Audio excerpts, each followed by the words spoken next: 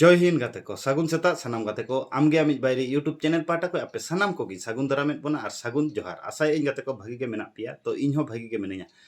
गाते को आम नोआ धरतीपुरी रे आम टाका पुइसा धन दौलत तिनाम अर्जनिया ओना हो मा सारी कथा कना मेनखाज ओना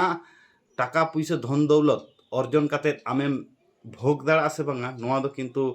माने ग्यारंटी दो बनुआ मेनखाज आम टाका पुइसा धन दौलत अर्जन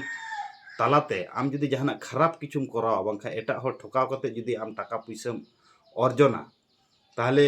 ओना आमा माने कर्म रिया फल से कामी रिया कुड़ाई दो नोआ धरतीपुरी रे ग्यारंटी गेम नामा नोआ गे हुयुग कना एकदम सारी कथा कना जेमनम कर्मया तेमन गे फलेम नाम ओना खातिर सৎ पथ रे ताहे कते जहाना जिनिस गे एचिव ताबन पे असৎ पथ रे बन चलाव लेन खाज आबोआ नोआ धरतीपुरी रे गे हाला ठोकाते चला हुयुआ ओना खातिर आमगे आमिज बायरी यूट्यूब चैनल पाटा को जापे सानाम ऑडियंस सानाम नेनेलिया सानाम पठुआ गिद्र सानाम नेगेटिविटी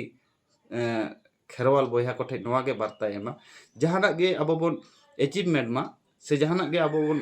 अर्जन मा से टाका पैसा बन कमामा ओना दो जाते नेल मा बन सৎ पथ ते बन कमामा जुदी असৎ पथ ते अब बन कमावा ओना रिया